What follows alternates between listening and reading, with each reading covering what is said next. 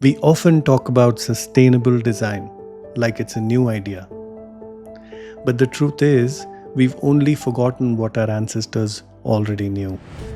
That architecture isn't about objects, it's about relationships between people and place, material and meaning, between how we live and what we value. Malaksingh is one of those rare breed of architects who still builds in the language of the land.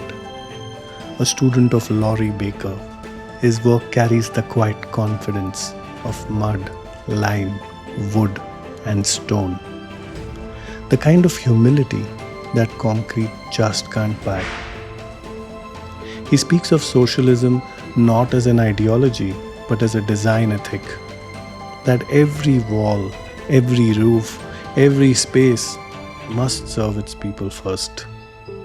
That architecture must respond to climate, to culture, and to community. In this episode, we explore what it means to design with conscience, to use local materials not as a style but as a statement, to return to vernacular design not because it's nostalgic but because it's necessary. Malak reminds us that good architecture is not about luxury, it's about dignity. That design, when rooted in ecology, becomes an act of resistance, and that beauty, when built with care, can restore both land and its people. This conversation is about rediscovering our sense of place, about building a future that feels familiar because it grows from the same soil that we stand on.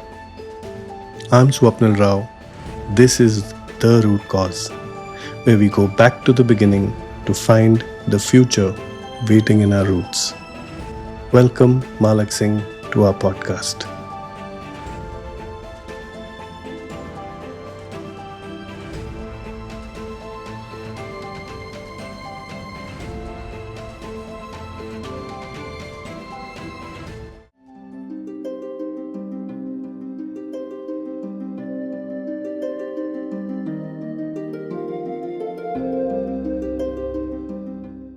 Malak, thank you so much for taking time out for doing this podcast with us. Welcome to Root Cause. Thank you for having me. So, let's start from the beginning. I want to talk about your arc from being a student of Bakerji to being that guru who has inspired so many people who are continuing this work now. Yeah. But let's go a step behind that. Let's get into the foundations of it. Where did this come from? I mean, more or less, for people who don't know, you are trying to go towards nature. You're much more than an architect, in my opinion. Okay. And so, what Dilip Kulkarni Dada does, Nisargayan, Nisarg ke paas jana, is what you're essentially doing. Architecture is a lens to do that, right? But where did this start?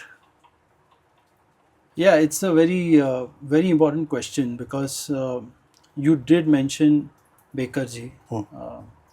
And when I was a student and I used to really be inspired by his work, somehow this very question also would kind of trouble me. Because we all see Laurie Baker, the architect, the pioneer. But what troubled me was the need to understand how he got there, how he became this kind of, soldier and then champion of this cause. And that question, although did not, get answered very soon, I got to know more about him as I worked with him along the way. But the question was the same, which you are asking me now. And therefore, when this question comes to me, it really pushes me to think hard. Uh, I think I grew up as a child raised by the selfless dedication, and almost like a more universal compassion from my mother. And generally observing that how uh, a mother, a woman, a nice, sincere uh, person has to struggle to make one's, let's say, identity, and make one's life successful, gave me the first questions towards sustainability. uh, I was looking at my mother as a woman first, and seeing how she, really took care of us and brought us up without, us feeling the slightest kind of, let's say, shortcoming, or kind of, you know, having the uh, deficit of anything. We almost felt like mother was the answer for everything. And as we started to understand reality more and more, we realized, I realized how difficult it was. To me, uh, if I had to do something when I grew up, the only vision was to be able to do something which is as conscientious, as selfless, and as unquestionably, for the good of society, as my mother has been doing.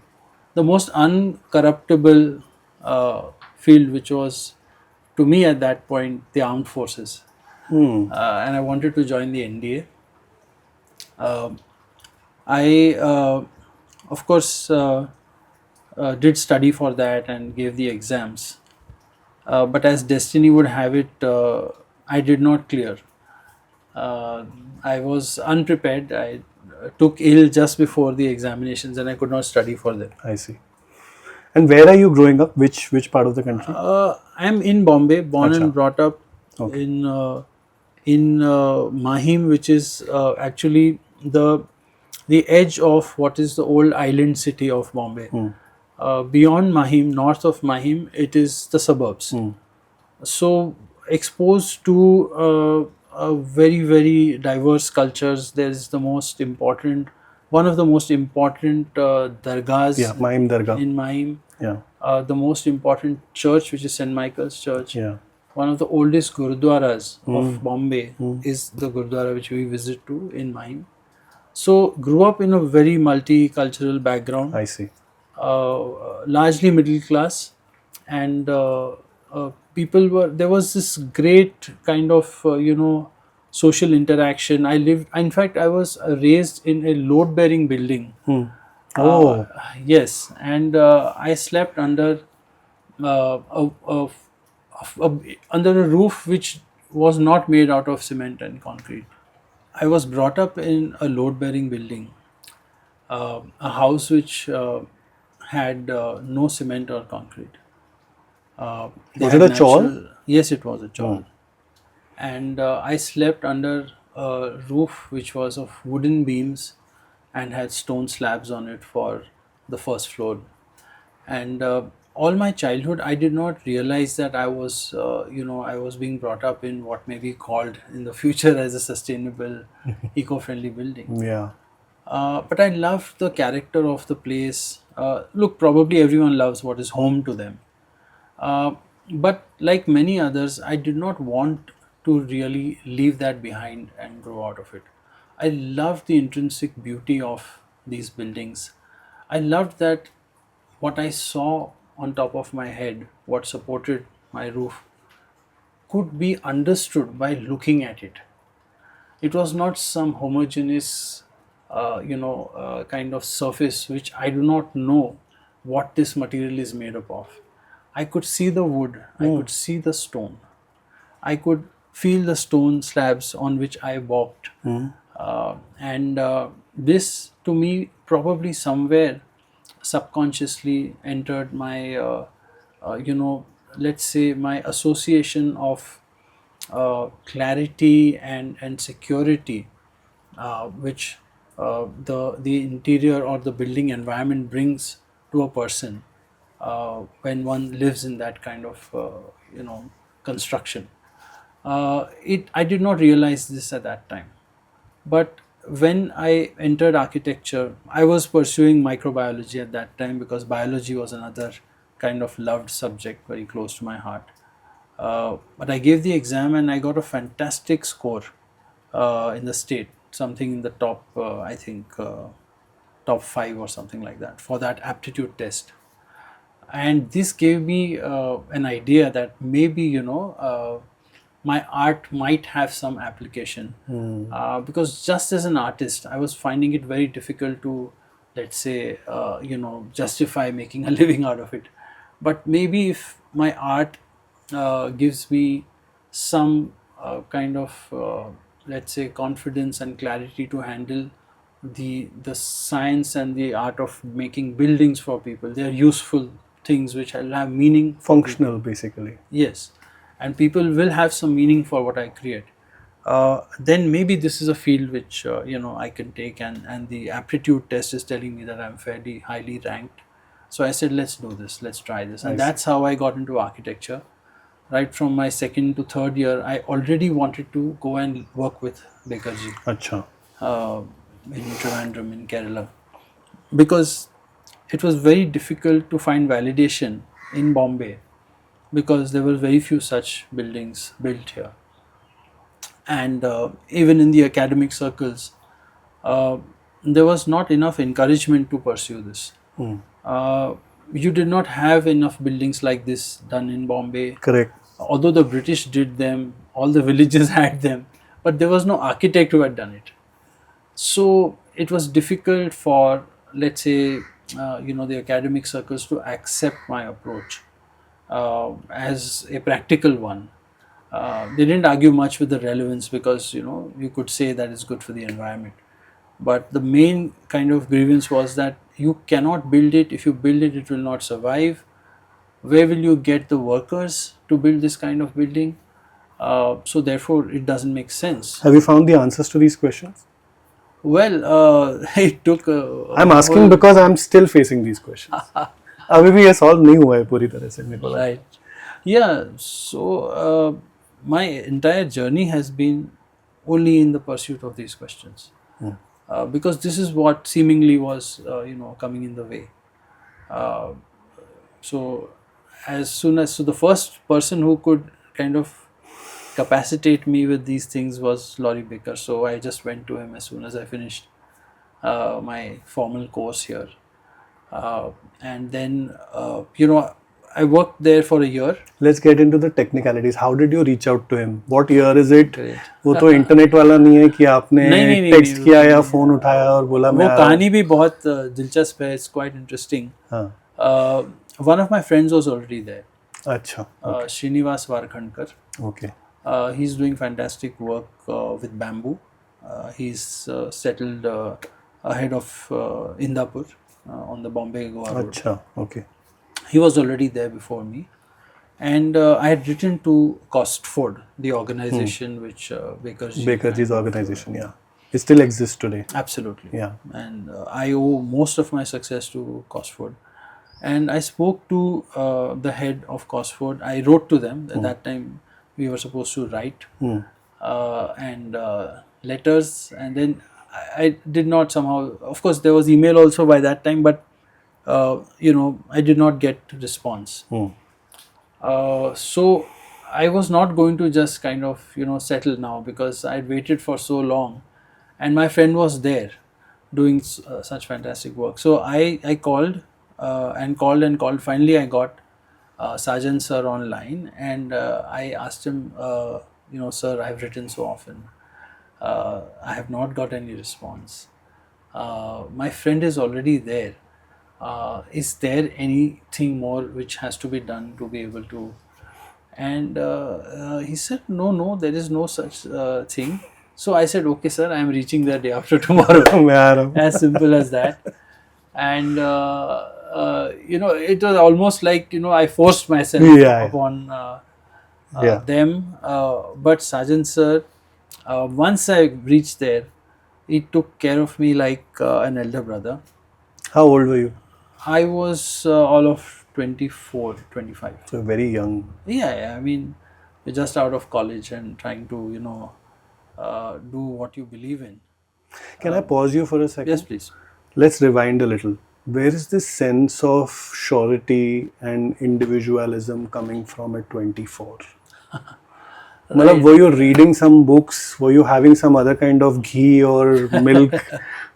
What's ये कौन सा नमक है जो आपको 24 पे इतना independent thinker बना रहा है?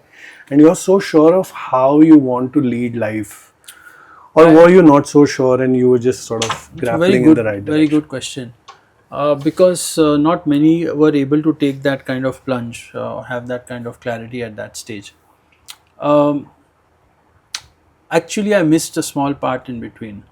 Look, I told you I always wanted to do this kind of work, only this kind of work, even before I wanted to do architecture. I wanted to join the army so that I can do service. Sure hai. ठीक है. Now, I did not find that kind of, let's say, reference or precision in the typical literature which I was studying in the college. Okay. Or what was being kind of celebrated across the world. Okay. Now, the only person who could, help me with doing this kind of work was Bakerji. And I could not afford to stop my course midway, courses cost. And like I said, we had a fairly middle class upbringing. My parents supported me completely. My elder brother, my mother completely supported me to do what I believed, but they were also practical enough to ask me to first equip myself with the experience which will get me my bread and butter. Right. I did finish my course, but I had to wait for another 2 years to go to Laurie Baker. Now this kind of effort and kind of restraint to not just go and get what you want, I think made me stronger. So the idea was to work in a firm in Bombay which gives me the ropes to kind of survive the vocabulary, the language of things in a conventional practice. Because what the narrative was throughout my student years was that you will not get work even if you learn this kind of architecture. Correct. Who is going to give you a project in Bombay? There was no such project. So why will, and in Bombay generally the mindset is fairly commercial, or let's say has been for a very long time. It's like it's the economic kind of center of the city, of the country, and the mindset was not towards conserving the environment, or let's say doing something which will help, like say the community who are building and kind of living there. It's excess. It's all about showbazi and extravagance and consumerism. It's the other extreme of one-upmanship and all those things. Correct. Right? Yeah. So I was not going to get work in the city. So then the thought was that if I do not get such work, I should at least be able to survive and do something else, like which is a conventional practice. So for 2 years I worked in a firm, which was a wonderful experience. They were my seniors, Kavita and Pankaj, from my same college, but they were seniors, so they had established their practice, and they took me in, and I learned a lot from them about how to design buildings from the inside, the interiors, which are, for most architects in Bombay, interiors is your main kind bread of and work. butter. Yeah. So I learned with them for 2 years, and it gave me wonderful experience. And now that I felt secure, right, with respect to my family's kind of security or concern, also. So that weight, that longing and that wait for so long, and earning that license to now go and kind of explore now. And that made me stronger now to go. So much so that when I went there, I was clearer than many about what I wanted to do there. How? Where is this clarity coming from is what I'm trying to understand. So that if a young person today who's 18 or 19, kind of lost, because now there's a paradox of choice, there's so much choice, right? How do you find the signal in the noise? Can you put your finger on it? If you can't, it's fine. But can you Yeah, put your finger I'll on tell it? you, it has to be with the constant struggle with the popular, let's say, or let's say the conventional narrative, and the hurdles which one has faced again and again through that, years of the formal graduate, undergraduate education. Uh, I did not make my course in 5 years as well. I took more time than 5 years because I refused to change my line of thought. I see. Okay. Now, what happens is this kind of constant struggle and challenge makes one, narrow down and try and find out what specifically are the solutions for these things, and now where would you find it. So I was so clear when I went to work with Bakerji that I did not want to go there and work as an architect. My request to them was to allow me to work as a mason, because I have trained to be an architect. An architect makes drawings. But how can an architect make drawings of things which he wants to be built if he cannot build them? So I needed to know how to build these things. Then when I make a drawing of such a thing, it will be probably considered by even the workers and then the clients. So I was so clear due to my, kind of struggles throughout the college life, and through, of course, my studies, like I said, of old buildings through NASA, that I wanted to know exactly how to be able to build these things. And that is what also was the incentive of working with Bakerji's organization, where it was largely an organization of engineers. Yes. There were very few architects. The only architects you had there, mainly they were people like us who would go there to train. And we would largely go there, we would visit sites, we would see how construction is happening, and we would draw. But very few architects were actually building anything. Getting their hands dirty. Yeah.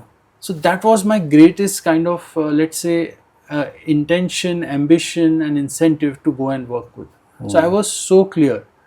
I was willing to, even in fact, when I did my internship in Bombay, I did not work under an architect in the office. I worked at a site where the pile foundation of a building was happening. So I was working amongst engineers, documenting the stones and at which depth what kind of stones are coming out. Totally at site for 6 months. Did not work in an office. So this clarity was there that you cannot learn about construction by drawing construction. In a closed room. Yeah. By making a drawing of construction. Yeah. Construction is an act of building something, and the act of drawing that will not teach you how to construct. You will never feel the roughness, the weight, Absolutely. the process of assembling things together. So there was the only hope was a firm like Laurie Baker's or organization where one could go and actually request to break the barrier from an architect to an engineer to a contractor to a mason and connect there. Yeah. and a helper, even further lower than the mason. Kedia. Because in the dynamics of a site work, the mason is the highest person. Correct. It is actually the helper who is mixing the mortar and all that. Yeah. You get to become a mason after you have worked as a helper for many years. Yeah. Can you give me a kissa of? Yeah, Bakerji, it's amazing. I had the honor of converting many of those drawings which Bakerji did into proper drawings, like let's say drafted, and so I had that honor. But going to meet Bakerji was an event in the office. Right? Achha. At any given time, we had at least 10 odd architects who were basically trainees who have come from all over the world, and then there was a chance to go and meet Bakerji. So everyone would make a beeline and try to find space into the jeep with Sajan sir and go and meet Bakerji. I was also different in this aspect somehow. To me, Bakerji was not present in this kind of a discourse, in this kind of a meeting. Even if they went and personally met Bakerji, and to me that was not meeting Bakerji at all. And I never would push for that. And probably my head, Sajan sir, always saw that I was never pushing for these things. To me, knowing Bakerji, meeting Bakerji was through the work which I did, in the spirit of what he did. And what happened is, as I grew in the organization, I ended up going to meet Bakerji for work, to discuss design of things. That was my greatest honor, because how you meet bakers, meeting people is like, Yeah. it's not meaningful if you are not meeting over what you essentially kind of Bond over. Otherwise there is no meeting. So I never felt that layer of going to Kerala and working there was not to meet Bakerji. I wanted to meet Bakerji at the platform at which he and me and Gandhiji and Bhagat Singh coexist. Yeah. Dare I say Nanak, Guru Nanak and everyone, we coexist in that level. Yeah. If I am not there, then I am not meeting them. What is the point of meeting in flesh and blood? Yeah. So I wanted to work hard. I wanted to understand his buildings, and as destiny would have it, there were projects, over which, like, there were larger projects, and for which Sachin sir took me, and he used to take me along for important projects. And he took me to Bakerji to discuss certain projects. It's like going to a temple, right? Yeah, it's like going to God. You see, temple still kind of comes in between. Yeah. it's I mean, it's like, yeah, look, what happens is, see the place. This is an architect saying this, by the way. Yeah, of course. Yeah. Of course, because it is like, and what happens, believe it or not, I'm saying that a temple comes in between, but what happened, I'll give you an example of that very big project. Please. For a popular resort, we had gone to Ooty, near Ooty, and we had kind of recce'd the place. So we came back, and because Sajan sir and me and she had seen the place, we came back and we had this discussion over this large kind of area and discussing how this could be a wonderful resort, etc. How Bakerji taught me that the temple is not important, it is God. He studied the project. It was a huge project, okay, and it's right now it is built. A popular kind of hospitality chain. He actually analyzed that place and said that this resort does not have much relevance being built in that place. And he wrote a letter to this big resort group, and I had the honor to take that written letter. At that time, we used to have these, internet cafes, cyber cafes. To take that letter, to go to the cyber cafe, because there was some issue in the office computers, and send that email on behalf of Laurie Baker from my account to the head of this hospitality chain of why we are probably not the right persons to do this project. In a humble submission, Bakerji asked them to excuse us from doing this project. And there were statements like, he said that, anyways, I do not patronize resorts too much. And if XYZ things are not there, I do not know why you would do this project here. And here was Bakerji refusing to do this. It would have been a very big project for Cosworth at that time. And to me, this is Bakerji telling me that, what does one go to meet Bakerji for, right? To learn architecture, his greatness in architecture. Here I am learning from Bakerji how he understands things to the essence, looks at them on an ethical basis, and chooses life decisions based on his ethics. This to me is meeting God, and the temple is completely irrelevant. This remains with me. Yeah. Yeah. There's that godliness quality in people who are just operating from a very pure state of mind, right? There is no corruption. They are doing it because it needs to be done, and there's no excess. I think this brings us beautifully to, were there any, so okay, let's come back here actually.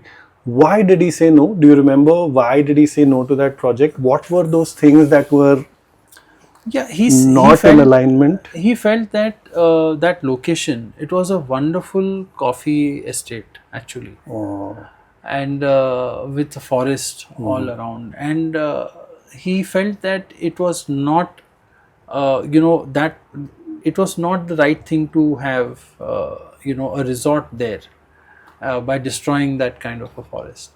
And he made some observations about, of course, also about there not being views, or there not being anything which is close by where, say, a tourist comes and they can visit, etc. But to me, at the core of it was that he felt that a resort is not going to contribute positively To this place. Yeah. This place. So now, for me, it's important to connect his buildings through this. He was also a health aid worker during World War II. So he had that whole compassion and empathy thing. See, the technology is just a medium. It's a tool. Yeah, it's a tool to achieve what you want to do and why you want to do it. The intention and the understanding of things is what drives a person to find the means. Not technology, technique, construction. All these are means which you can get. They are the easy part. So that never drove me to meet Bakerji and to go and learn, things from him. For me, it was a blessing to get to understand who the man was. The man was, his nature from these kind of small things, and that is what I feel I carry. And therefore, if you also see most of my work, it's not a very, very direct kind of let's say copy of what is called as Laurie Baker technique. I barely did a couple of buildings using those techniques actually throughout my career. What really helped me to establish my practice is these kind of ethical learnings from Bakerji, and therefore I knew where I had to learn from. So when I could not apply these quote unquote what is understood as Laurie Baker techniques directly into rural contexts, I decided to learn from where Laurie Bakerji learned and where Gandhiji learned from, and that is from our villages. Correct. And from the local craftspersons. So I decided to learn from them how to make eco-friendly buildings in the traditional and vernacular techniques. I see. Malak, it shows. We are sitting in a space that I have been gawking at since the second I have gotten here. It just feels like home. And I think it comes full circle. You sitting in Mahim, in a chawl, feeling secure, although you came from a middle class background, you are not going for the profit. You're going for that comfort, which I feel here. Having said that, it's got remarkable aesthetics.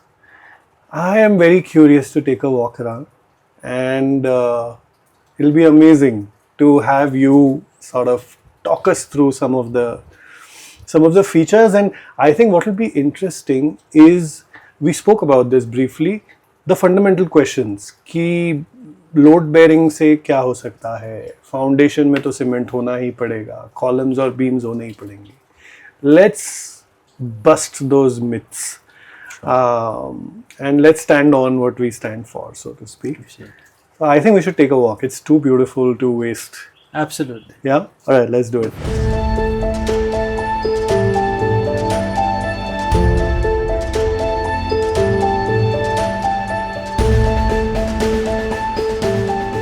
Limited kind of plot. Just we had, actually it is just this room width. Yeah. एकाच्या नंतर एक room आहे फक्त.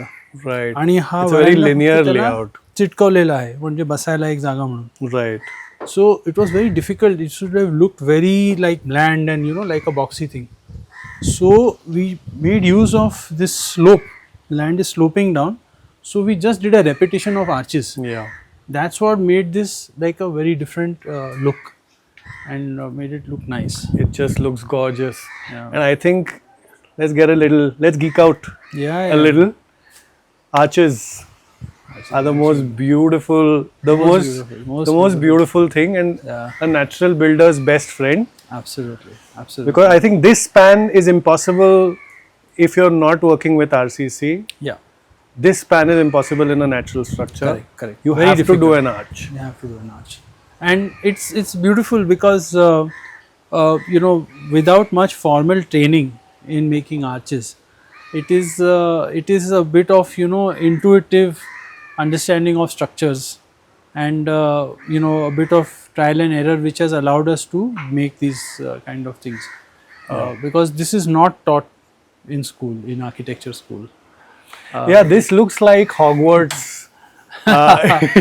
It's got the Harry Potter vibe. Is maybe I do feel that I am blessed with a lot of kind of skills and talents. This is one of them where I somehow have got some understanding of what structurally would be achievable, and what are the, let's say, physical proportions and dimensions to take to make this feasible. So is this intuition honed over the years? Has it come? Yes, absolutely. I think it comes a little bit from my, let's say, kind of background as an artist, as a graphic artist. So maybe the amount of drawing or kind of documenting of buildings which have these proportions, right? When you're measuring up buildings, you are measuring up the proportion itself and the sizing and dimensions itself.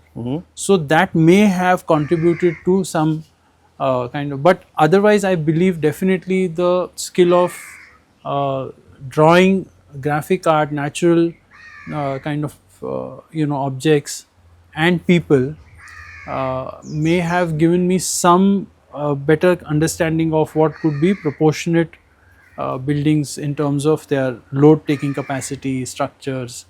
For sure. I think it instills the skill of observation. And in nature, there is this beautiful combination of form and function, right? And I think because you're observing something first, then you consciously draw it or sketch it.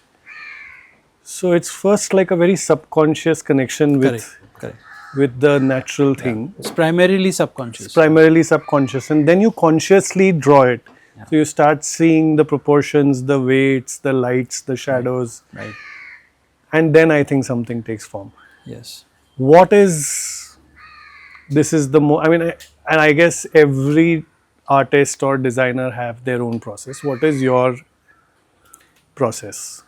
I'll have to say that somehow I can definitely vouch for one thing, that nothing I ever make comes out as out of context. When I say out of context, means without context. It is always seeded in something which I have seen, experienced, or I am referencing. Okay. Right. So that is, for me, it's almost sacred. In fact, therefore, not claiming say authority, intellectual authority on anything at all. It is always because of something beautiful, something functional, something working which I have seen. Borrowed from a little. And some I may be conscious about, some I may not be conscious about. Right. Where I have taken them. Right. But I'm 100% sure that the seed of what I have observed and internalized from some other work, someone else's work, or from the informal, non-authored work of the community at large.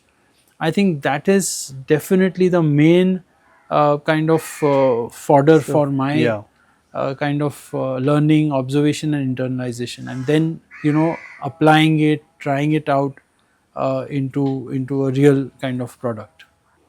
I think English doesn't do justice to some emotions that we feel. I think you share the same thing. What is a house versus a home versus a habitat? If you can make that distinction, and coming from the ecological bent of mind, Correct. what is your context? So a lot of people mistake context as what your client wants, and Yeah. Very good question, because when you are talking about what is your context, uh, it also then gives me a kind of lever to address these three things about the habitat, the house, and the home. Uh, so I think that for me, like I said earlier, I come from a background where I look at whenever I look at society or the human race also, so to speak, in development, it is always a very very large cross section that I look at. okay, I may never be able to look at only one section of society at one given time. Uh, and there, that actually makes me look at all these three things in that way, where if I'm doing a house for someone, it has to be home to that person and his kind of community which is going to inhabit that place, but it is also inherited home of the vast biodiversity which already exists in that place. exactly. It is going to be an intervention in some natural processes which are already existing in that Yeah. place. Uh, Natural processes, when I say, it is like I say, it is the flows of water, the flows of microbes, the flows of wildlife. Uh, Apart from that, the flows are also cultural, right? A place also, kind of has a cultural kind of dimension to it, where a land which is close to, say, a river, for example, is used in a particular way. People of the larger kind of setting of that community will visit that land. So, how do you intervene over there Right. in this kind of a place Right. without ignoring this way in which that land has been used by people as well? The way that land is viewed by people also is how it is seen. What is the respect of the local community towards that land?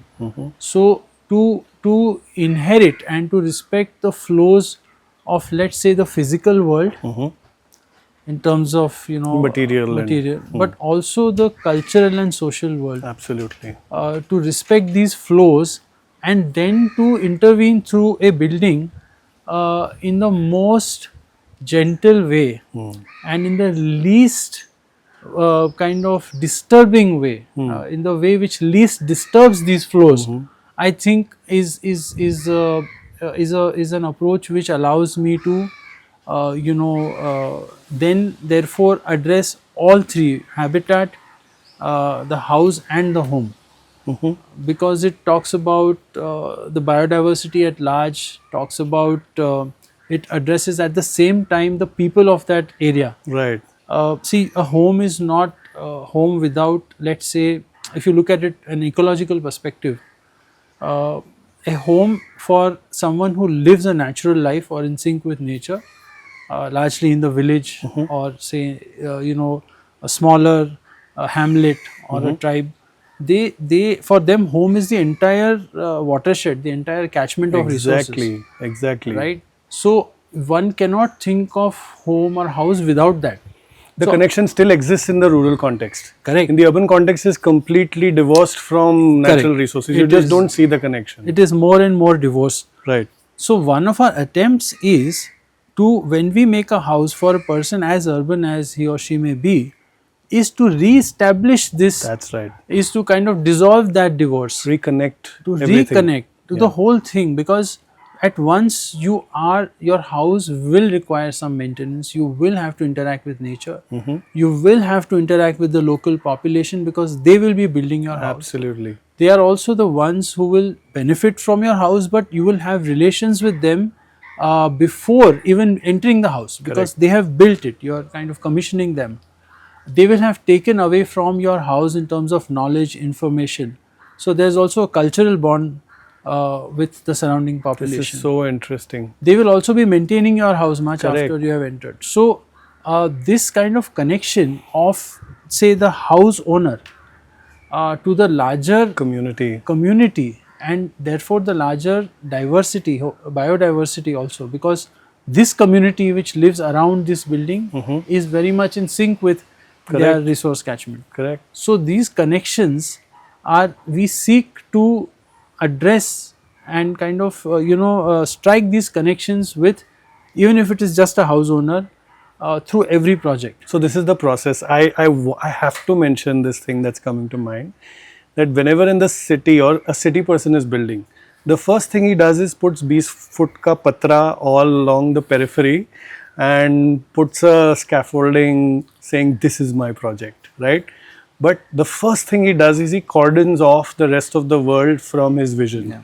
And what you are saying is exactly on the opposite spectrum, where you say remove the walls, remove the separation, let them into your vision, and hopefully that intermingling and cross-pollination can create a new language or a new feature or a future. Absolutely. In fact, in this particular house that exactly happened, because this house abuts a road, and that everyone who passed by that road saw that in this age and time there is a house being made completely out of mud mortar. Correct. Which used to be the rural kind of way of doing it. Correct. And they were laughing at us that you are making a house of mud mortar in these times. Maybe the client can't afford cement and steel.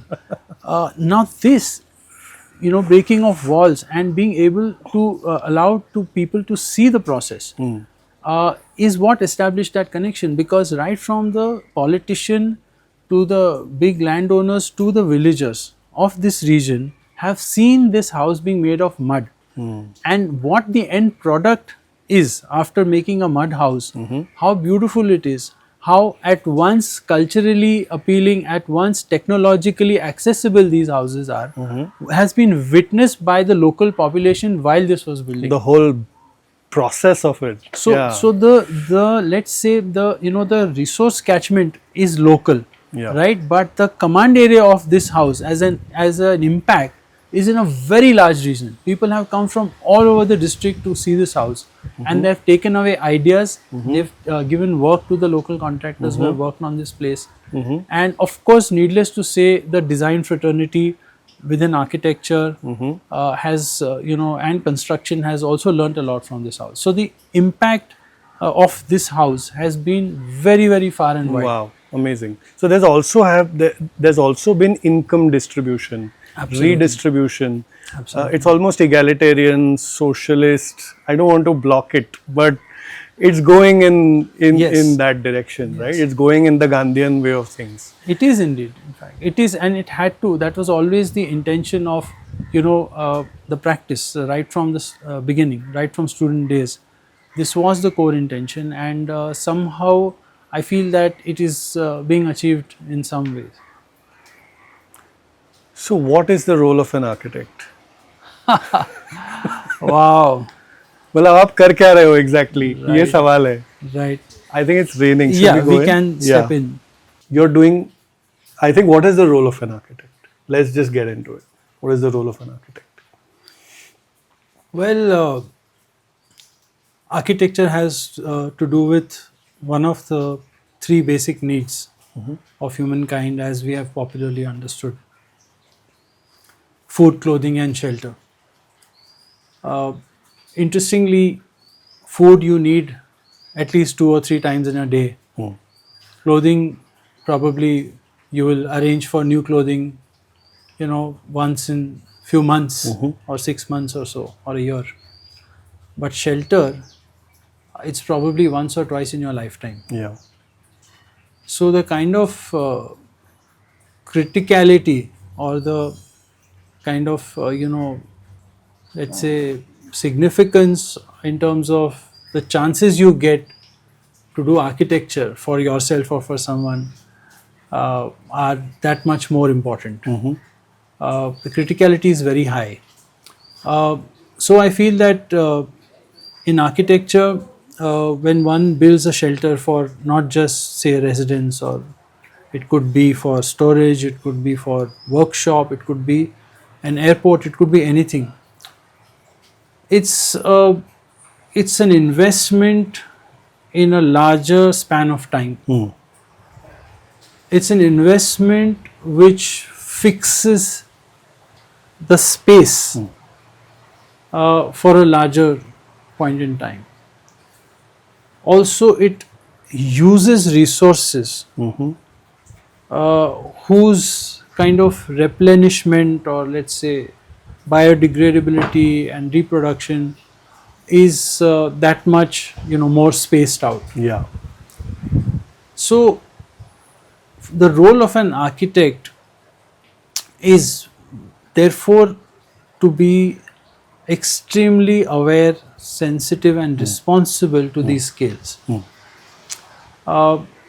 both of the physical kind of investment in terms of the materials used, the space occupied,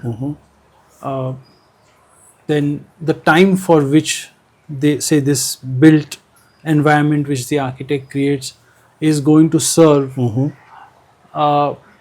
the time for after which it is not going to serve, and then what will happen to it in terms of the physical environment.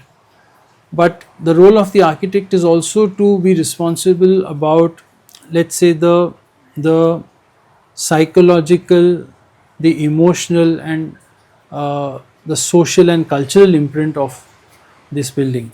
Say more. Because say a building is, since it is so critical, it's a once in a lifetime investment. At once it is representative of a larger section of people, either a community or a state or a country. It has very high symbolic value as well. It, when with the pride, with the security, with or with the sense of kind of assurance which it gives, it also becomes of high, let's say, emotional value to people. Correct. It has a great social value in terms of giving, let's say, security to the unit of a family, of a community. It also coincides with, say, the natural cycles. For example, a house is built in a family or it's extended in a family, let's say in the rural countryside, only when, say, someone is getting married and then they need another space. So a building is an investment, it is a repository of social and cultural growth. Correct. Now, having understood what a building is, the role of an architect is to satisfy, or let's say to address in the most sensitive way, all these dimensions.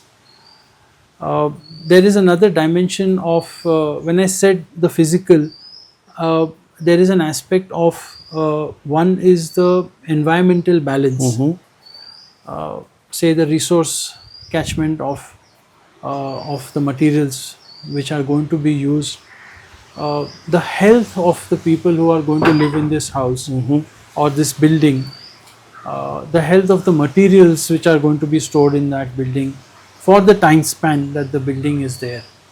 Then after the building has lived its life, what is happening to these materials? End of life. And how do they kind of go back into their resource catchment area to probably be regenerated. So these thoughts, these considerations are a role of an architect. So there is the physical and the cultural environment which the architect has to basically respond to Right. in a transformative, conservative, and a regenerative way. Right. Uh, and at the same time, uh, an architect has to also negotiate what is going on as a dynamic, let's say, discussion or dialogue between what people think, the way man interacts with fellow human beings as a society, as a culture, but also the way man interacts with nature. Absolutely. Right. So these, while they are constantly informing each other, these two, let's say, ecosystems of the, for discussion, let's call it a socio-cultural system, Yeah. and then a physical system. Right. While they are both interacting with each other constantly, the architect's role is to maintain that balance. And it's a dynamic flux, basically. Dynamic flux. Yeah. And an architect cannot take a position, should not, I believe, in his or her role, should not take a position of either being too conservative of only the physical environment or too conservative of only the socio-cultural environment. Right. The architect has to ride on the discussion between them, on the interaction between them, which maintains more and more equilibrium. So it's a tightrope. Absolutely. And the tightrope is there because both, see, nature in a way demands from man, as being also part of nature, to be responsible towards it. Exactly. And society has its own demands. So how is this negotiated? And the architect has this wonderful opportunity. Yes. And therefore, for those who take it upon themselves as their responsibility, it becomes the architect's role to maintain this relation between the physical world and the cultural world in a way where the end result is more towards equilibrium, towards a positive regenerative kind of equation, rather than let's say very starkly disturbing a physical environment and then trying to conserve a cultural one, while disturbing a cultural environment, trying to a classic example it can't go in either direction. Yeah, you have classic examples, like if a large river is dammed. Now what happens is you have changed the physical environment. How? You have dammed the river, so entire civilization, villages, buildings along the kind of banks of the river disrupted, are gone. They have to, now that is flooded, they have to shift to higher slopes, so their lifestyle is changed, because now they can't farm near the river. They have to do different kind of things on the hills. They cannot therefore have such houses, because they don't have the need for such storage or farm related activities. They have to become more livestock based, etc. So it's changing their entire way of life. They're changing their architecture, right? And therefore it is changing their social and cultural equations. So an architect can definitely choose wisely as to not take certain decisions. And I'll give you an example. We may think of say a large change like a dam is not in the hands of an architect, but it is, because what are the dams for, and why is this policy being propagated? It's so we are very interesting. We are coming to scale. Let's go. Absolutely. Yeah. Absolutely. So simply, architecture, if you while we are connecting this, and the building industry is the second largest polluting industry in the world. Polluting and resource consuming industry. Resource consuming pollution तो हो ही रहा है, but consumption के side पे भी बहुत ज़्यादा. बिल्कुल. So that consumption, if the architects, the engineers design buildings more responsibly, plan cities, towns, villages more efficiently, the first thing which happens is your resource consumption becomes less. The stress on resources reduces. Stress on resources reduces. Then the demand on changing basically natural environments reduces, and therefore you do not do such mega projects, and you do not disturb such kind of ecosystems and landscapes to that level. So when you don't disturb a physical landscape, you also don't disturb the cultural landscape. Yeah. And therefore, the question of when we were saying that the way man is with man and in society, right, is related to the way behaves or man interacts with nature. If the relation with nature is respectful and more sensitive, then that definitely has a very large bearing on how man works with fellow participants of that society or that within that culture. So we as architects have a huge role on the demand side, where we have to control, let's say through planning, through responsible planning, the need and the perceived need of more and more resources. Yeah. I think it's more now, it's more how you manage perception and aspiration. Because if you sell it like, and I'm saying sell it because you have to sell it, right? Absolutely. But if you sell it like, oh, this is great for the ecology and the ecosystem, no one's going to buy it. Yeah. But if you sell it the other way, where it becomes aspirational and people want to come and it becomes a spectacle, it's kind of ironic and paradoxical, but it works Indeed. like that. Indeed. And you have to sort of have a hidden agenda of conserving the ecosystem and the environment and the rivers. That's your work actually, which is what I was trying to sort of come at. What is the role of an architect? The role of an architect is, without sounding too full of ourselves, but it is God mode almost. I mean, all architects and designers together have manifested this material reality of the city and the equipments and everything around us, right? So if we have the power to change reality, then we must assume responsibility for it also. Indeed. And energetically, it makes so much sense. I mean, a passive solar house makes all the sense in the world. Absolutely. Why would you shut it with glasses and turn on air conditioning 24/7? Indeed. Even to the common sense, it doesn't make sense, right? It doesn't make sense. Like you said, it's all a game of aspiration and what is created as aspiration. Right. So the idea and the particular building we are, here right now in, is a classic example of how you can create buildings which are less energy consuming, which are planned and designed to make use of lesser resources, also of aspirational value. And this building also has really succeeded in creating that as a kind of goal for many architects. Ideal. So this is when we are designing a building like this. Let me explain it in the context of this building also. So this is a wonderful juncture where we can actually understand how, in the context of this very house, it was addressing not just this particular place or this particular house owner, but at once it was addressing a much larger kind of Perception area or Yes. aspiration, right? of the client herself, but also of all the people in a large kind of radius around this house. And Let's go around. yeah, sure, Yeah? absolutely, Let's have a look. absolutely. Okay.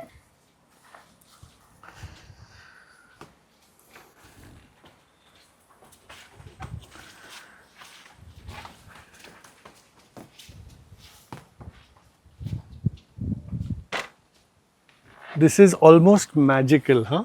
The feeling of being in this architecture. Yeah, so let's talk a bit about it, right?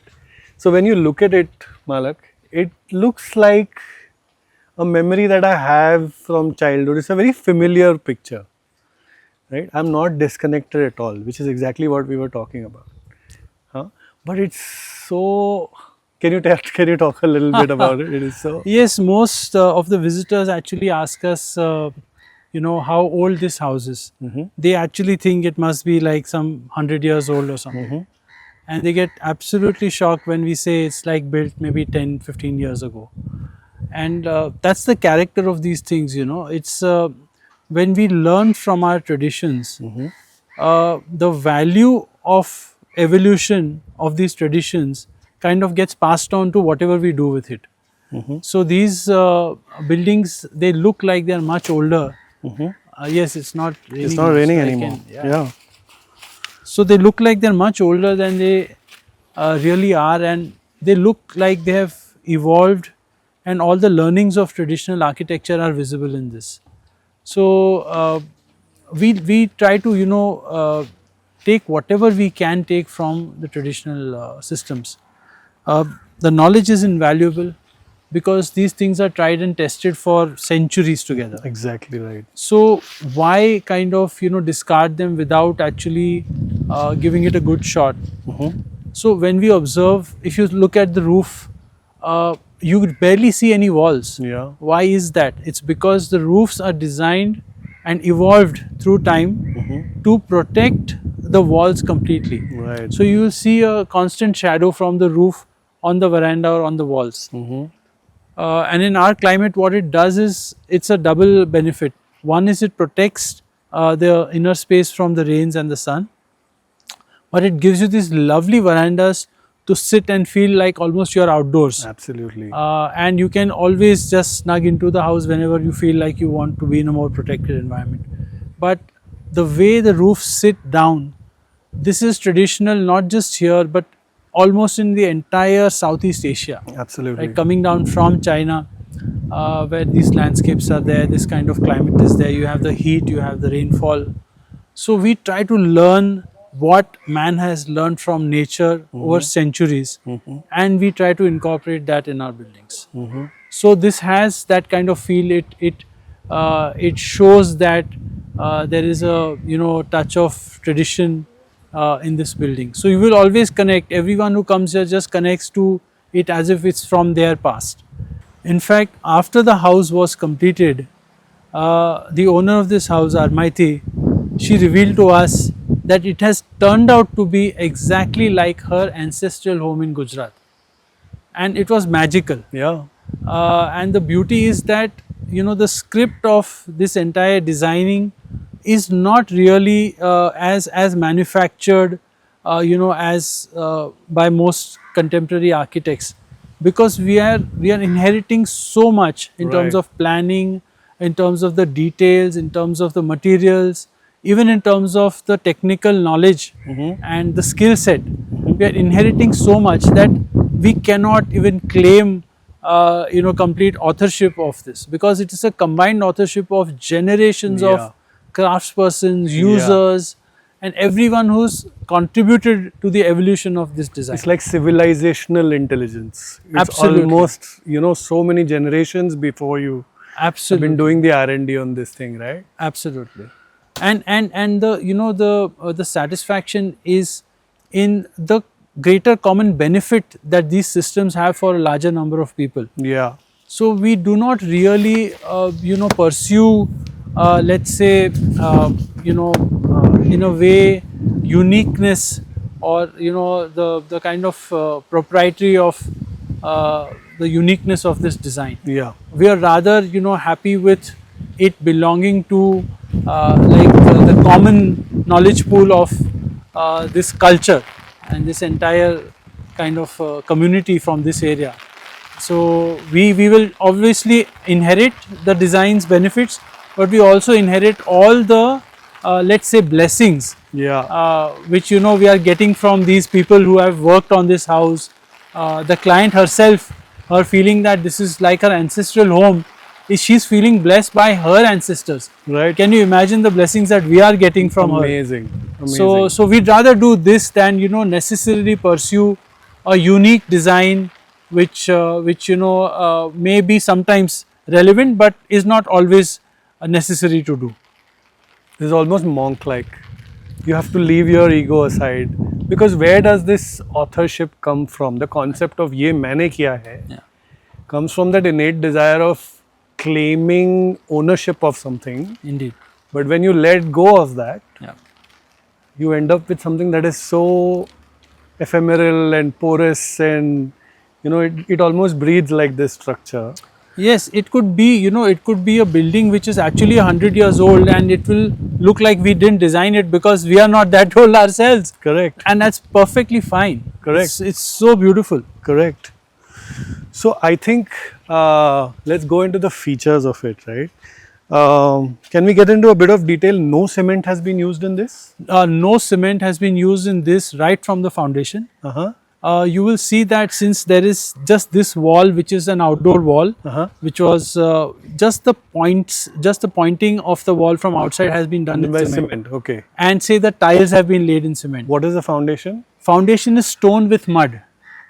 So are the plinth walls. So are the entire brick walls inside. It's all done with mud mortar. Amazing. The mud is from this pond here, which we have done. So you, as a it byproduct, became you a also get a pond for the farm, and that is the mud we have used. And it's a timber frame. It's a complete timber frame. So the first floor, the roof is all done in timber. So we have eliminated the use of cement or steel in this building completely, barring a few places where we have to use it, say in the bathrooms or for tiles or for an odd beam which needs a steel support under it. So we have almost so the eliminated. technology is pretty much ancient. It is ancient, and therefore we found that learning from these techniques and employing these local craftspersons can also give us an almost zero cement, zero steel house. What can be more eco-friendly, what can be more economy-friendly and culture resilient than this? I think it's also important for us to talk about how good design handles the natural elements of nature. Where we are sitting, can we talk a bit about the inherent benefits of using natural materials and natural designs? We can start with the sun, the wind, the rain, and probably tackle it with all the common problems of modern building. Right. So, look, when we are talking about the sun, the wind and the rain, we are primarily looking at what is known as the physical environment. And these are elements of nature which, let's say, which affect the building.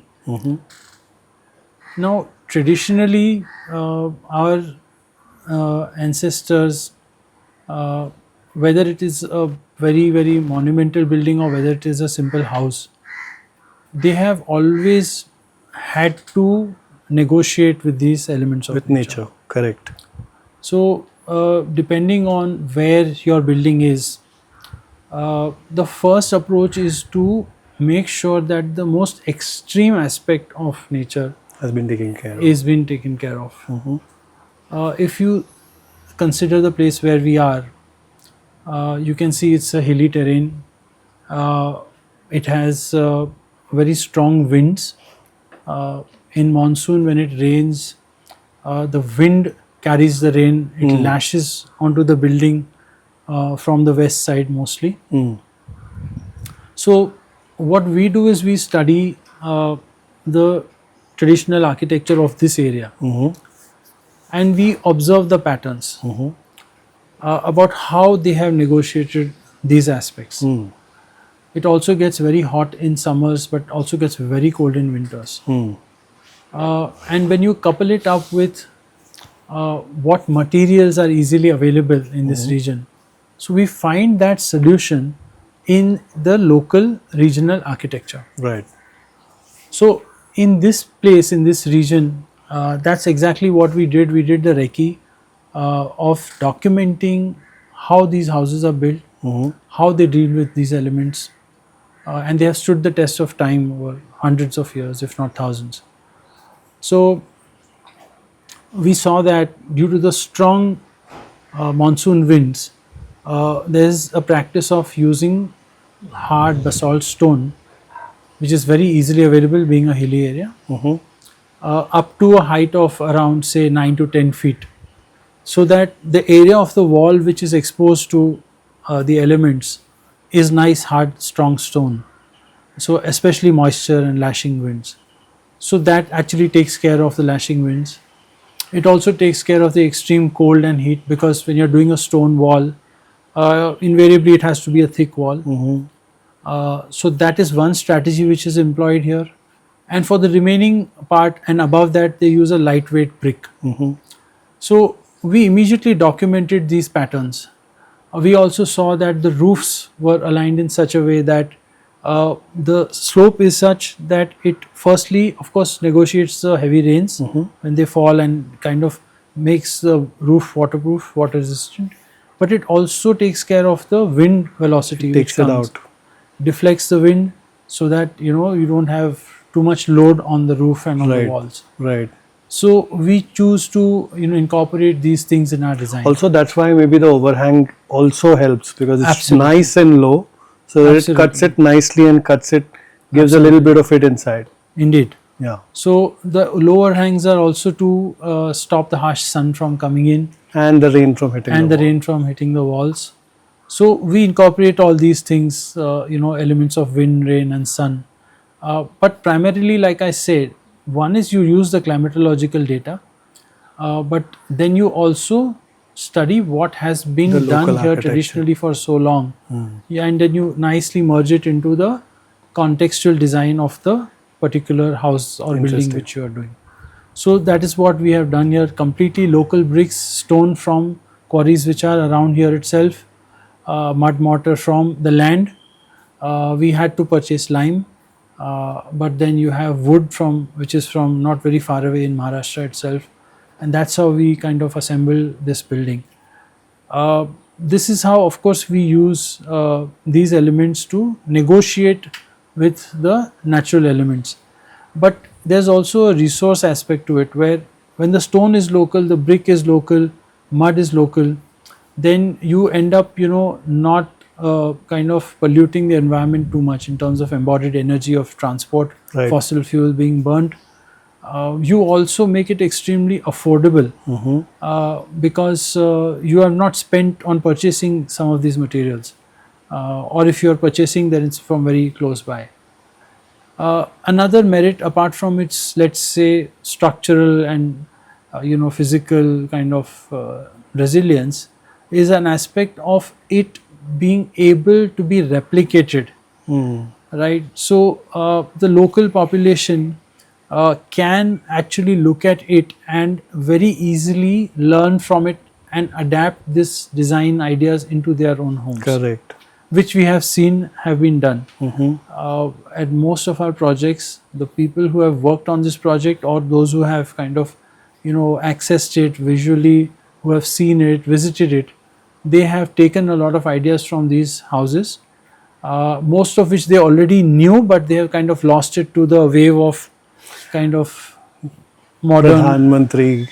yes, Awas Yojana. also to government schemes, Yeah. which are not particularly kind of sensitive to conserving Indigenous traditional techniques. techniques. Yeah. So they have lost these kind of elements. So now it is very easy for them. One is because they do have a cultural memory of these things. Two is because the materials are local. Three is because they have been constructed by their own village craftspersons. So it's very easy for them to take it back home and kind of retrofit it in the existing home, or Right. use these elements in new homes which they are building. Right.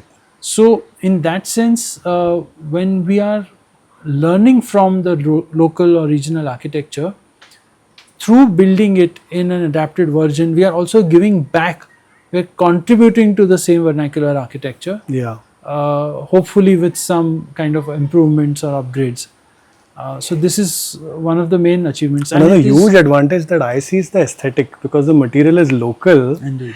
It doesn't look like some foreign jarry thing that's come and jammed itself here. It Absolutely. pretty much blends into the landscape. Right. It's also such a beautiful thing, I think. Indeed, indeed. And look, this sense, the thing of aesthetic is also, extremely, I feel that it has a psychological aspect of, So true. what it symbolizes. Like if it symbolizes an imagery of, let's say, affluence or social security, then people will take it, even if it is of traditional format, even if it is of say built with the local styles, and if it is basically not giving that kind of an effect, then they might not copy from it. So it's very important to whatever we assemble out of the inputs from local architecture has to make an impression of an imagery which people would like to and would need to incorporate in their new buildings. It has to have aspirational value, put simply, uh, because they are generally in most of rural India, the people are copying buildings or material technologies of reinforced cement, concrete, steel, asbestos, GI sheet roofing, rather blindly, only on the base of its aspirational value of it looks like they are modern, they have arrived, Pakka. and it is pakka. Uh, in spite of the fact that they are ovens, they are like heat ovens, and they are so uncomfortable inside. They are losing health. They are also losing money. It's not cheap. Yeah. So they just copy it because it makes them look like they have, let's say, grown in stature or they have kept in pace with the times. Now, if that paradigm can be shifted, so clearly the material, the technology, it does not matter. It is what this assembly of material and technology is a symbol of, what imagery it is creating. Absolutely. If that imagery is of affluence or let's say social sense of security, then people will also go for natural materials and vernacular styles, because it has an added many added advantages with it, of being thermally comfortable, of being easily constructible, therefore it's cheap, and also of basically having employment for the local youth, because as you know, India is right now in its highest rate of unemployment since independence. Yes. So many problems get addressed by this. Needless to say, it might not be on the highest priority list of locals, but somewhere down the line it will resonate that they are also doing good for the environment. Yeah, that's like a cheeky positive externality of this way of design. Absolutely. The only downside to it is one big person is not making a buttload of money. That's the only problem in this thing proliferating. So how do we do it? Like in your decades of experience, you've seen it when there was very high resistance to this. And I think you would agree that it's becoming a little more accepted. Definitely. We'll tackle two questions. One is, how rich do you have to be? Do you have to be elite to design something like this? Is it part of a spectrum or a journey where the elite first adopt it and then slowly it gets part of the mainstream?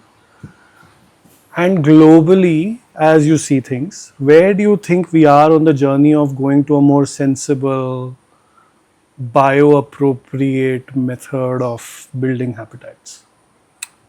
So, firstly, no, you do not have to be very rich to be able to build I see. a sustainable house.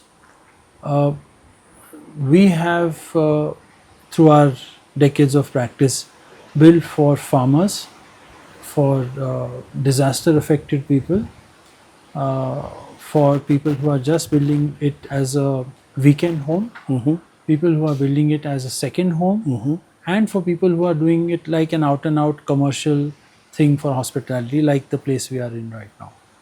So, in fact, very interestingly, the building we are sitting in now was built as a home, but because it had very high aesthetic value, despite being in a budget, it had very high aesthetic value that the client was empowered to actually go commercial with it. So here's the example of a house which was actually done as a first home, and because of its aesthetic value, commercial. became a commercial project. So absolutely no, we have to, in fact, since I have started this practice more than 25 years ago, when it was not very commonplace, one had to compete with the other architects and contractors who were building conventional buildings Yes. in reinforced cement concrete. So it would not have been possible to compete with them without having competitive rates.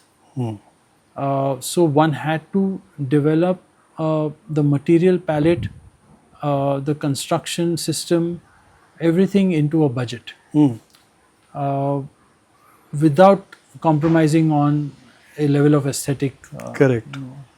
refinement. So that was never an option for us to make very expensive buildings. In fact, most of the expense is an optional thing in these buildings, which comes when you do the interior decoration component. Because when you're, say, laying tiles on the floor, or when you're doing lights, or when you're doing curtains and some loose furniture, there's a huge Correct. You can range do of, red oxide floors, yes, you can do mud floors, or you can have Italian marble, absolutely. and the price range is night and day. So the core building is never expensive. We have managed to do that by managing to research structurally on alternative materials. So I can do with mud what most people are doing with cement.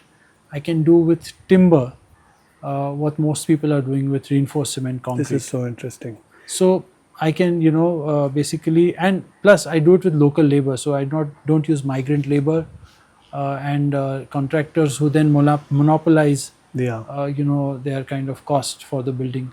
So that is how I can manage to have a competitive cost for these projects. So the insecurity regarding material is fabricated, in your Indeed. opinion. Indeed, it is fabricated. A naturally built house is equally or probably more, if you take time as a factor, it's more strong Oh, indeed. than your Yes. traditional. It is stronger. Definitely, it is stronger. It is longer lasting. Simply because you can consider that it has very less corrosive content in it. The first thing which corrodes in a building, even in an RCC building which is considered very strong, what gets spoilt is the corrosion of the steel. Correct. And therefore its bond with the concrete. Correct.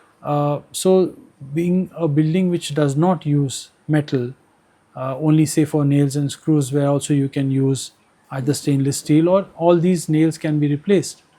Your no major structural member is corrosive. So straight away the life of a structure like this is double, at least double the life of an RCC building. Apart from the quality of life inside, because you're in a much healthier environment. Let's talk about that. I think Right, we know so, it, but let people know. Yeah. Right. So, well, the life of the building is more, but also the life of the inhabitants, because you are living in a building which is not toxic, which does not emit volatile organic compounds, which is not unreasonably hot or cold in the extremes. So there's of the weather. thermoregulation. Absolutely, which does not retain moisture, because you are not plastering the walls with materials like cement. It gains moisture and then it gives it out when it's hot. So the buildings, the walls breathe. So the building itself gives you a much more healthier environment inside. So naturally, you are in a healthy building, so your immunity is higher and you're, healthier. So your lifespan increases. The chance of you getting hurt if you fall is much lesser, because you're using softer tiles, you're using material like wood and lime plasters or mud plasters. So getting hurt due to injury for, say, elderly people, or for children, or for, say, anyone who is disabled or ill, the chances are very low. So you're also having a very healthy environment. Apart from that, the life of the building after it has served the purpose of a building, It goes most of the material can go back into the natural resource from where it came. back. Yeah. So your mud, your lime is completely recyclable. Your mud is, your stone is. The brick cannot be recycled so easily, but it can definitely be reused. Yeah. And your terracotta tiles can be reused, just like the brick roof. is. Yeah. the roof tiles, they already last so long. But when you dispose of the material which cannot be, biologically degraded, it does not pollute the land Right. to the extent as the other materials like steel or cement do. So that's a huge advantage of building like this. Think of it like giving your next generation an ideal example or an ideal kind of environment to live in, and to also show to the next generation that this is what you should be doing. So where do you think we've come in that? So the ideal world, okay, what is an ideal organized habitat for humans? What is your, have you thought about this? Uh, well, not so much, but because it's a very large scale to think of. Uh, but I would just look at the earliest civilizations and where they went wrong, right? Because most things they did right were close to water, made excellent systems to take care of resource input and disposal. Correct. Where they went wrong mostly was with over exploitation of their resource catchment, right? Where, let's say, farming, over farming, over Yeah. grazing, Yeah. cutting down the forests, and therefore inviting floods, and then losing that topsoil, over flooding of the rivers, and this basically saw the downfall of these civilizations. So, if there is an ideal human habitat, uh, like there is, I think, South American saying to it that sustainable living is when we have consumed resources only in a way that our next generation is also able to Yeah. use those. Yeah. So this is, I think, in a way, a mantra for human habitation. If they can conserve the resource regeneration from their catchment of resources, then they have probably built an ideal habitat. So I completely agree that we have to, I wouldn't say leave breadcrumbs, but we have to leave bodies of work for the coming generations to read of, to learn of. And one big part, I think the tragedy of this standardization and modernization of everything is the lack and the complete destruction of diversity. We are not only losing biodiversity and species, but we are losing the diversity of our languages, the diversity of our the way we live. We are losing diversity in everything, right? So I think somewhere the work of conserving this, preserving this, not just like an artifact in a museum, but as a living body, a living organism. A house is a living organism. Yes, it is made of inert materials, but when you add a human into it, and when a house is lived in, um, it is a different organism and a different being, right? What can we do? Um, I think what I'm trying to come at is how are you ensuring that this work continues, becomes bigger than who you are, and continues in time. And not just in terms of the design, but in terms of the craftsmanship, in terms of uh, community. Right. So you did mention that this is like a living, it's like a museum actually.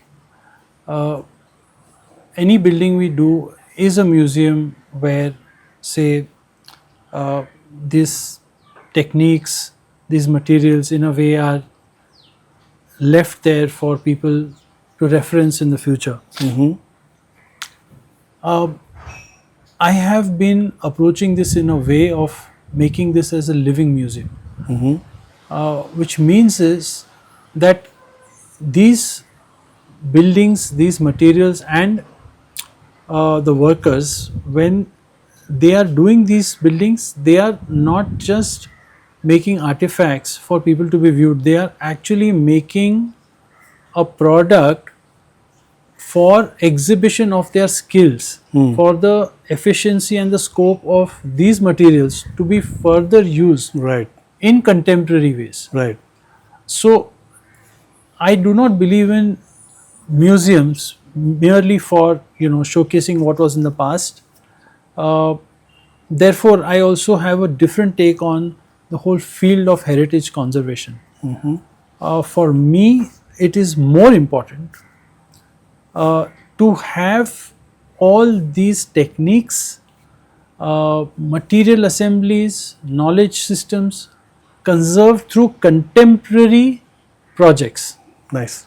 Once they are used in contemporary projects, they find relevance, acceptance, and scope for being commissioned further. Correct. And that is the best way to conserve a heritage. So for me, the heritage is better conserved if they are conserved as applied skill sets, as real products in contemporary projects. That is when also the livelihood of the people who are working on these is ascertained, and the conservation of their knowledge systems is also then therefore nurtured, because unless there is scope of its future use, there does not become any practical need for conserving these knowledge systems. Right. So it is very important to create models of contemporary projects which actually create scope for replication and for the continual use of these skills, techniques, and these experts who have worked on these projects, they become like the, let's say, the knowledge stores, torch bearers, Yeah. for further research and for the next generation. Right.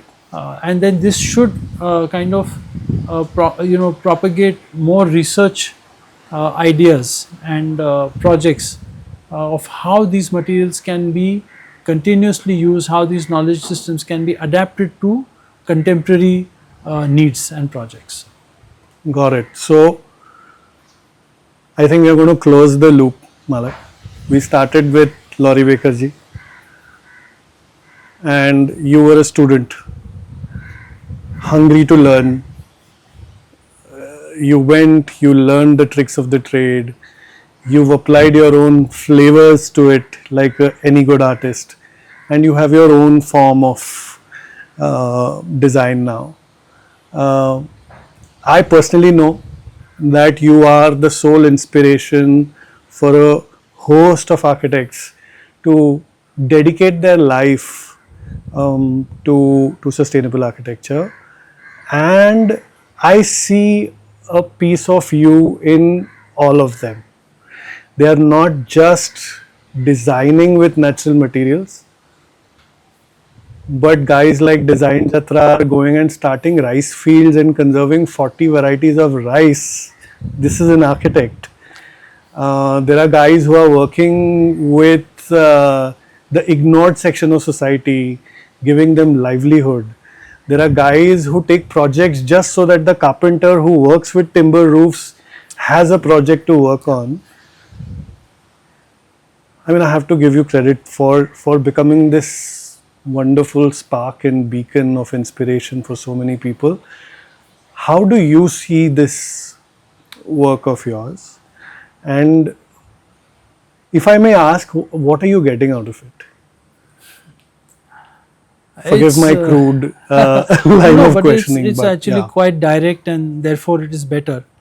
Honestly, the question or the answer to this question from my side might also be a question, not to you but to myself, which I do not mind if it is unanswered. There have been so many people along the way who have inspired me, not only through their architectural practice. You know of Laurie Baker as my inspiration in architecture. But there have been teachers, there have been you know, friends, there have been my mother, there have been so many people whom I just know of their exemplary work in different fields. Uh, and I think they would have faced the same question. I don't know what the answer to their question was, but I, for one, have the only answer is that what was the motivation that made these people do what they did. I am more concerned with what their motivation achieved. I know the answer to that question, and for me, without knowing, you know, why I did it, what is my greatest satisfaction, and I'm sure it's also the satisfaction of those who inspired me, is that it is having a very, very constructive impact on society. To me, why I did this and what I hoped would happen is almost meaningless, because I don't know why people who did it while inspiring me did it, and it almost does not matter, because if the result is so fabulous, it justifies the Anything. whole means and the whole process in itself. And I also quite don't know, you know, when there are my students who are doing such fantastic work, to me it is a continuation of all those wonderful people who have inspired those who inspired me, and they are, I think, in a way those people still live, and their live through work the work. lives beyond their lives. So that for me is very important. My work, me living on, is meaningless. The work which I am carrying forward, Exactly. of all these wonderful people before me, is the work is what should live. And when I see it happening through my students, I'm just so happy to be one more conduit in this entire transfer of you know, inspiring people to do wonderful work. Beautiful answer. I guess, yeah, we are all just messengers, right? The message is coming from somewhere. Important. Yeah, we the are message not. is important. The message is important. We are not. We are not. That message is worth conserving. Yeah. And I'm just so grateful, you know, to the ones who passed it through me, that it is being passed forward. Thank you so much for your time.